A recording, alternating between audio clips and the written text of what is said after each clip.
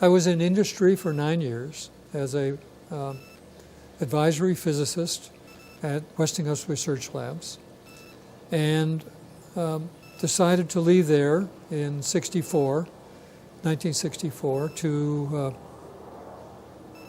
go to Stanford University as a full professor in the Department of Materials Science and Engineering, which continued the work that I was doing at Westinghouse.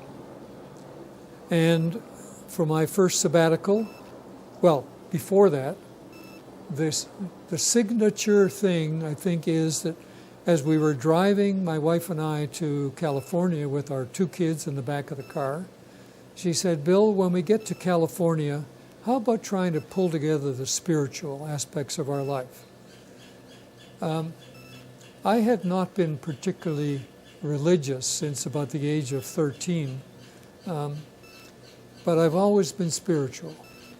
And my wife had been more religious than I, but also very spiritual. And we agreed on many, many things.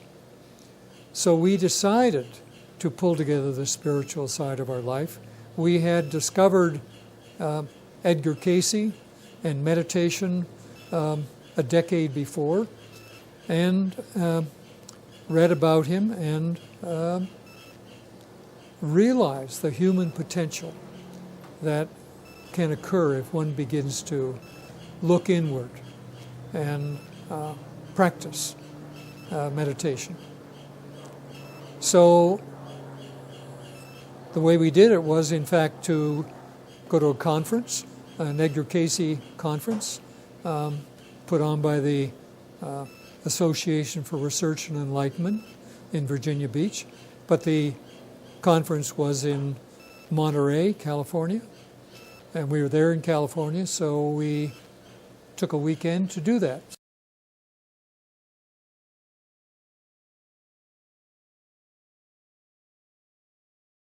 So we became daily meditators following the Edgar Cayce method. It was a very simple method to sit in a straight chair with your legs your feet on the floor, legs uncrossed. 2 10-minute segments. One 10-minute segment was focus on something, a picture, a poem, an idea, and every time your mind wandered, bring it back to the starting place. And after 10 minutes, just change from that to another 10-minute segment where you focus on an uplifting thought or idea or picture or someone or something, and now let your mind wander, but you follow your mind as it wanders to see where it's going. So you're being open to whatever will come in. Let the universe come in. And you follow it for 10 minutes.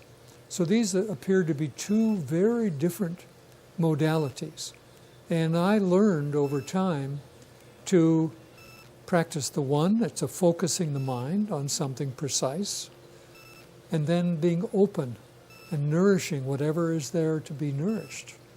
Loving of someone else, student perhaps, an ideal perhaps, and eventually to switch back and forth fast enough, you think you're in both places at once. That's a really neat situation. I found it very useful in my consulting practice as a physicist working, let's say, with chemists at DuPont Company for 25 years.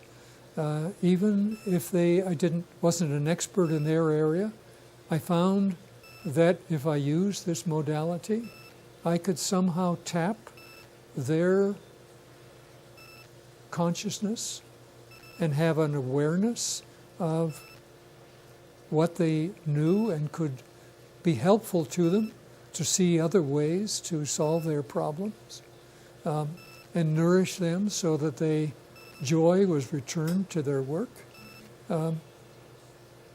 And I found it very useful as department chair, which I soon became at Stanford. A student would come in, want to ask questions, but was very hesitant to broach what they wanted. So to nourish them in a way that they would open up to ask their question, so we could have a dialogue.